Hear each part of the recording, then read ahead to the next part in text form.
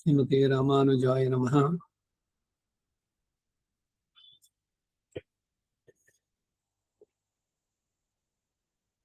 ಶ್ರೀಮತೆ ನಿಗಮಾಂತ ಮಹಾದೇಶಿಕಾಯ ನಮಃ. ನಿತ್ಯ ವಿಧಿಗಳಲ್ಲಿ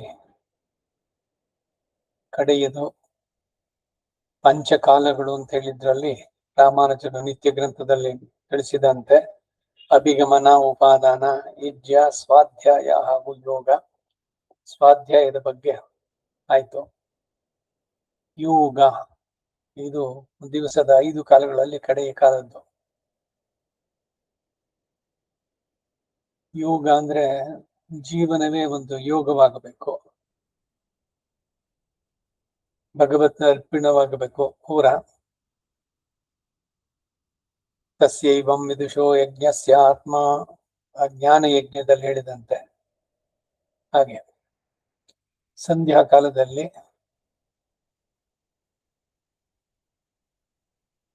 ಕಾಣಾದೆ ಕೋಣಾದೆ ಕಂಡು ಬಿಡು ಅಂತ ಹೇಳಿದಂತೆ ಸೂರ್ಯ ಅಸ್ತಮ ಆಗೋಕ್ ಮೊದಲೇನೆ ಅರ್ಘ್ಯ ಪ್ರದಾನ ಮಾಡಿ ಗಾಯತ್ರಿಯನ್ನು ಮಾಡೋದು. ಪ್ರೀತಿಯಿಂದ ಗಾಯತ್ರಿ ಜಪ, ಸಮಯ ಇದ್ರೆ 108, 1008 ಕೂಡ ನಡೆಸಬಹುದು. ಗಾಯತ್ರಿ ಎಲ್ಲದಕ್ಕೂ ಸರ್ವಸ್ಯ ಭೇಷಜಂ, ಎಲ್ಲ ರೋಗಗಳು ಜ್ವರಗಳಿಗೆ ಪರಿಹಾರ ಗಾಯತ್ರಿ ಮಂತ್ರದಿಂದ. ಭಕ್ತಿ, ಪ್ರೀತಿ, ನಂಬಿಕೆ, ಶ್ರದ್ಧೆಯಿಂದ ನಡೆಸಿದ್ರೆ. ಉಂಡು 100 ಅಡಿ ನಡೆದು ಕೆಂಡದಲ್ಲಿ ಕೈಕಾಸಿ ಗಂಡು ಮೇಲಾಗಿ ಮಲಗಿದೊಡೆ ಅವ ವೈದ್ಯನ ಗಂಡತಾನಕ್ಕೂ ಸರ್ವಜ್ಞ ಅಂತ ಸರ್ವಜ್ಞ ವಚನದಲ್ಲಿ ಕೂಡ ಮಾತು. ಸಂಜೆ ವಾಯು ವಿಹಾರ, ವಾಕಿಂಗು, ದಿವಸಕ್ಕೆ 1 ಗಂಟೆನಾದ್ರು ನಡೀಬೇಕು. ಆರೋಗ್ಯವನ್ನು ಚೆನ್ನಾಗಿಡುವಂಥದ್ದು. ವಯಸ್ಸಾದ್ಮೇಲೆ ಯೋಗವನ್ನು ಮಾಡಬಹುದು. ಎಲ್ಲ ಜಾಯಿಂಟ್ ಪೇನ್ಸ್ ಅದು ಇದು ಇರಲ್ಲ, ಎಲ್ಲದಕ್ಕೂ ಕೂಡ ಇದಾಗುವಂತಹದ್ದು. ನಾಮ ಸಂಕೀರ್ತನೆ, ವಿಷ್ಣು ಸಹಸ್ರನಾಮ 3 ಹೊತ್ತು ಅಂತ ಹೇಳಿದೆ ನಾನು. ಹಾಗೆ ಅದು ಭಗವತ್ ಪರವಾದಂತಹದ್ದು. ಶ್ರೀಮನ್ನಾರಾಯಣನ ಪರವಾಗಿ ಇರುವಂತಹ ಸ್ತೋತ್ರಗಳು, ಸಾಹಿತ್ಯ ಅನೇಕವಾಗಿದೆ, ಹೇರಳವಾಗಿ. ಅದು ದಿವ್ಯ ಪ್ರಬಂಧವೋ ಇವುಗಳನ್ನ ಹೇಳುವಂತಹದ್ದು. ರಾತ್ರಿಯ ಊಟ ಬಹಳ ಲಘುವಾಗಿರ್ಬೇಕು. ವಯಸ್ಸಾದ್ಮೇಲೆ ಏಕಭುಕ್ತ ಅಂತ, ಬರೀ ಬೆಳಗ್ಗೆ ಮಾತ್ರ ಊಟ, ರಾತ್ರಿ ಏನಾರು ಫಲಹಾರ, 1-2 ಚಪಾತಿನೋ ಇಲ್ಲ ದೋಸೆನೋ ಏನು ಬೇಕೋ ಅದು.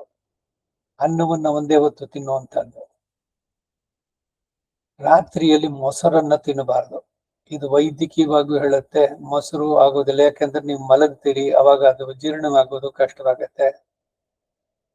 ಅದರಿಂದ ಕೆಟ್ಟ ಪರಿಣಾಮಗಳು ದೇಹದ ಮೇಲೆ. ರಾತ್ರಿ ಹೊತ್ತು ಮಜ್ಜಿಗೆಯನ್ನು ಚೆನ್ನಾಗಿ ಕಡಿದು, ಮೊಸರನ್ನ ಕಡಿದು ಮಜ್ಜಿಗೆ ಮಾಡ್ಕೊಂಡು ಕುಡಿಬೇಕು. ಮೊಸರನ್ನ ಕುಡಿಬಾರ್ದು, ತಿನ್ನಬಾರ್ದು. ಮೊಸರನ್ನನು ತಿನ್ನಬಾರ್ದು. ಊಟ ಮಲಗುವುದಕ್ಕೆ ಸುಮಾರು ಒಂದು 2-2.5 ಗಂಟೆ ಕಾಲ ಮೊದಲೇ ಮಾಡಿರ್ಬೇಕು. ನೀರು ದಿನಕ್ಕೆ ಮಿನಿಮಮ್ 2 ಲೀಟರ್ ಆದ್ರೂ ನೀರು ಕುಡಿಬೇಕು. ಅಲ್ಲಿ ಹೇಳೋದು 4 ಲೀಟರ್ ಕುಡಿಬೇಕು ಅಂತಾರೆ. ಎಷ್ಟಾಗದಿದ್ದು ಕೂಡ 2 ಲೀಟರ್ ಅಷ್ಟು ನೀರಾರು ಕುಡಿಬೇಕು.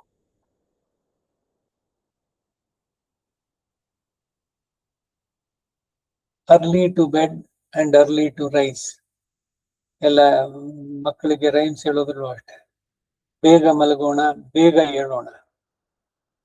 ರಾತ್ರಿ ಹೆಚ್ಚು ಹೊತ್ತು ನಿದ್ದೆಗೆಟ್ಟು ಇರಬಾರ್ದು.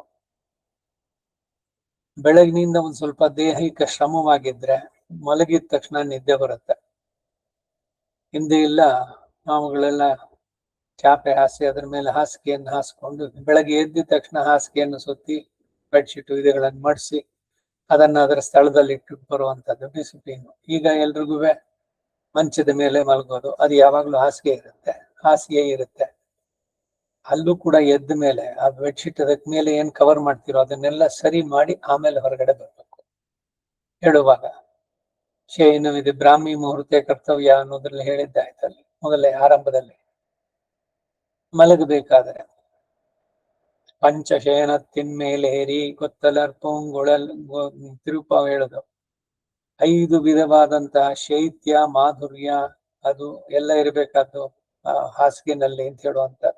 ಕುತ್ತು ಬಿಳಕ್ಕರಿಯ ಕೊಟ್ಟು ಕಾಲ್ ಕಟ್ಟಿನ ಮೇಲ್ ಮೆತ್ತೆಂದ ಪಂಚಶಯನ ತಿನ್ಮೇಲೇರಿ ಅಂತ. ಹಾಗೆ ಕಾಲನ್ನು ತೊಳೆದುಕೊಂಡು ಚೆನ್ನಾಗಿ ಟವಲ್ನಲ್ಲಿ ಒರೆಸ್ಕೊಂಡು ಆಮೇಲೆ ಮಲಗಬೇಕು.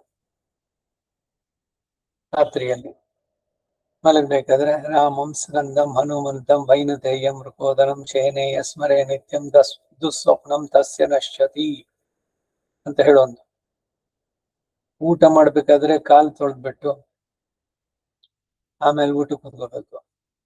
ರಾತ್ರಿ ಮಲಗುವ ಮುನ್ನ ಶುಷ್ಕ ಪಾದ ಕ್ಷೀರಸಾಗರ ತರಂಗ ಶಿಖರ ಸಾರ ತಾರಕಿತ ಚಾರುಮೂರ್ತಯೇ ಭೋಗಿ ಭೋಗ ಶಯನೀಯ ಶಾಯಿನೇ ಮಾಧವಾಯ ಮಧುವಿದ್ವಿಷೇ ನಮಃ ಅಂತ ಹೇಳಿ ಭಗವಂತನನ್ನ ಜ್ಞಾಪಿಸಿಕೊಂಡು ನಿಮ್ಮ ಇಷ್ಟ ದೇವತೆಯನ್ನ ಬೆಳಗ್ಗೆ ಎದ್ದ ಕ್ಷಣದಿಂದ ಈ ರಾತ್ರಿ ಮಲಗುವ ತನಕ ನನ್ನಿಂದ ಕಾಯ ವಾಚ ಮನಸ ಏನೇನು ಕೆಲಸಗಳನ್ನ ನಾನು ಮಾಡದ್ನೋ, ನಿನ್ನಿಂದ ನಾನು ನಡೆಸದ್ನೋ ಅದೆಲ್ಲವೂ ಕೂಡ ನಿನಗೆ ಸಮರ್ಪಿಸಿ ನಾನು ನಿಶ್ಚಿಂತೆಯಿಂದ ನಿನ್ನ ತೊಡೆ ಮೇಲೆ ನಿನ್ನ ಮಗುವಾಗಿ ನನಗೆ ಎಷ್ಟೇ ವರ್ಷ ಆಗಿರ್ಲಿ, ಭಗವಂತನಿಗೆ ಮಕ್ಕಳು ಎಷ್ಟೇ ವರ್ಷ ದೊಡ್ಡದಾದ್ರೂ ಕೂಡ ತಂದೆಗೆ ಮಕ್ಕಳು ಮಕ್ಕಳೇನೆ. ಹಾಗೆ ಜಗತ್ತ ಮಾತಾಪಿತರವಿರೋ ಅವರ ತೊಡೆ ಮೇಲೆ ತಲೆ ಇಟ್ಕೊಂಡು ಮಲಗ್ತಾ ಇದ್ದೀನಿ ಅಂತ ನೆಮ್ಮದಿಯಿಂದ ಯಾವ ಒಂದು ಚಿಂತೆಗೂ ಅಲ್ಲಿ ಅವಕಾಶವನ್ನು ಕೊಡದೆ ನಾಳೆ ದಿವಸ ಏನಾಗತ್ತೆ ಅದು ಇದು ಯಾವುದು ಬೇಡ, ಚಿಂತೆಯನ್ನ ಎಲ್ಲದನ್ನೂ ಬ್ಲಾಕ್ ಮಾಡಿ 4 ದೀರ್ಘವಾದ ಉಸಿರುಗಳನ್ನ ತಗೊಂಡ್ರೆ ಉಚ್ಛ್ವಾಸ ನಿಶ್ವಾಸ, ನಿದ್ದೆ ಸಹಜವಾಗಿ ಬರಬೇಕು. ನಿದ್ದೆ ಮಾಡೋದನ್ನ ಹೇಳ್ಕೊಡ್ಬೇಕು ಅಂತಾರೆ, ಬಹಳ ಆಶ್ಚರ್ಯ ಅನ್ನೋ ತರದಲ್ಲಿ. ನಿದ್ದೆ ಇಲ್ಲದೆ ಒದ್ದಾಡುವಂತವ್ರು ಬಹಳ ಜನ. ಇದು ಯಾಕೆಂದ್ರೆ ಮಧ್ಯಾಹ್ನ ಮಲಗ್ಬಿಟ್ಟಿರ್ತಾರೆ, ಅದರಿಂದ ನಿದ್ದೆ ಬರೋಲ್ಲ ಅಂತ. ವಯಸ್ಸಾದ್ಮೇಲೆ ನಿದ್ದೆ ಕಡಿಮೆ ಆಯ್ತು ಅಂತ ಅದಕ್ಕೆ ಚಿಂತೆ ಮಾಡ್ಬೇಕಾಗಿಲ್ಲ. ಎದ್ದಿರುವಾಗ ಭಗವಂತನನ್ನು ಜ್ಞಾಪಿಸ್ಕೊಂಡು ಮಾಡುವಂತದ್ದು ಬಹಳ ಬಹಳ ಮುಖ್ಯವಾದದ್ದು. ಸಮಯದ ಸದುಪಯೋಗ.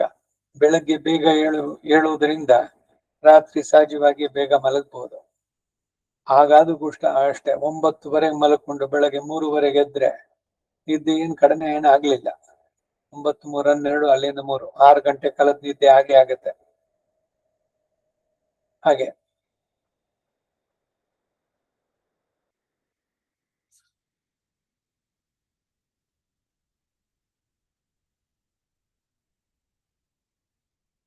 ಮಾಡಿದ ಎಲ್ಲ ಕೆಲಸ ಭಗವಂತನಿಗೆ ಸಮರ್ಪಣೆ ಮಾಡಿ ಆಮೇಲೆ ಮಲಗುವಂತದ್ದು.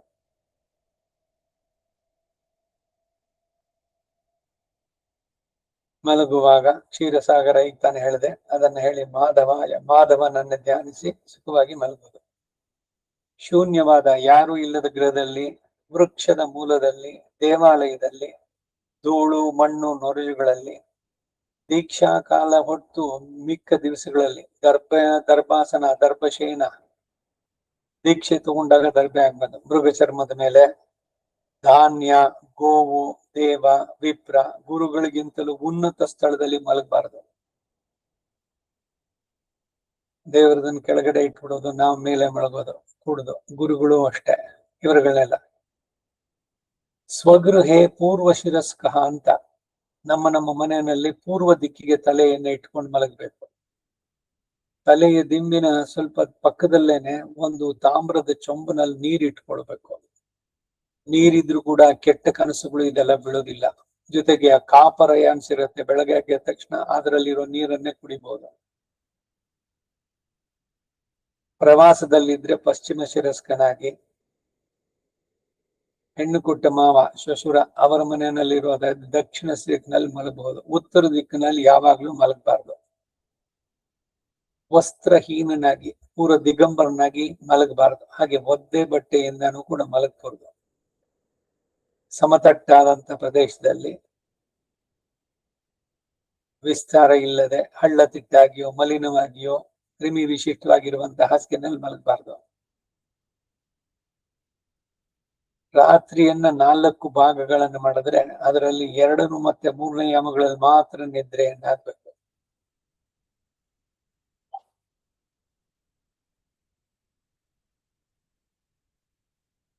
ಮೊದಲೇ ಹೇಳಿದೆ, ಈಗಿನ ಕಾಲಕ್ಕೆ ಪ್ರಧಾನವಾಗಿರೋದು ಜಿಹ್ವಾ ಚಾಪಲ್ಯ, ನಾಲಿಗೆಯ ರುಚಿ. ಹಾಗೆ ಜಿಹ್ವಾ ಗುಹ್ಯ ಚಾಪಲ್ಯ.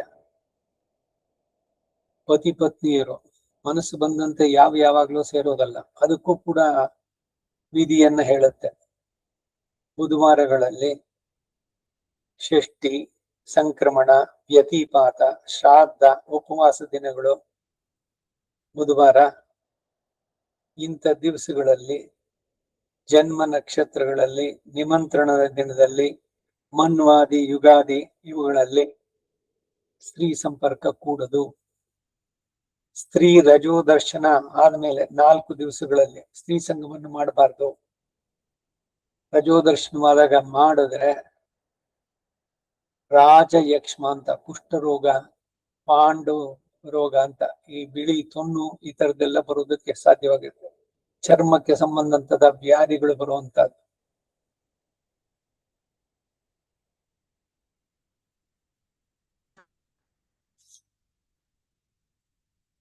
ಪತ್ನಿಗೆ ಇಚ್ಛೆ ಇಲ್ಲದಿದ್ದಾಗ ಅವಳನ್ನ ಬಲವಂತ ಪಡಿಸಬಾರ್ದು. ಇಟ್ ಅಮೌಂಟ್ಸ್ ಟು ರೇಪ್, ಅತ್ಯಾಚಾರವಾಗತ್ತೆ. ಇಬ್ಬರಿಗೂ ಮನಸ್ಸಿದ್ದಾಗ ಅವರಿಬ್ಬರು ಸೇರುವಂತಹದ್ದು ಅಷ್ಟೇ. ದಿನಕ್ಕೆ ಒಮ್ಮೆ ಅಷ್ಟೇ, ಪುನಃ ಪುನಃ ಮೈಥುನ ಕ್ರಿಯೆ ಕೂಡದು. ಸ್ತ್ರೀಯಂ ಗಚ್ಚೇತೆ ನ ದ್ವಿತಿರ್ವಾ ಗರ್ಭಿಣೀಂ ನ ಗಚ್ಚೇತ್. ಗರ್ಭಿಣಿಯಾದ ಪತ್ನಿಯೊಡನೆ ಮೈಥುನ ಕ್ರಿಯೆ ನಡೆಸಬಾರ್ದು. ಅಷ್ಟಮಾಸಾದ್ ಊರ್ಧ್ವಂ ಗರ್ಭಿಣೀಂ ನ ಗಚ್ಚೇದ ಇತ್ಯಾಹುಃ.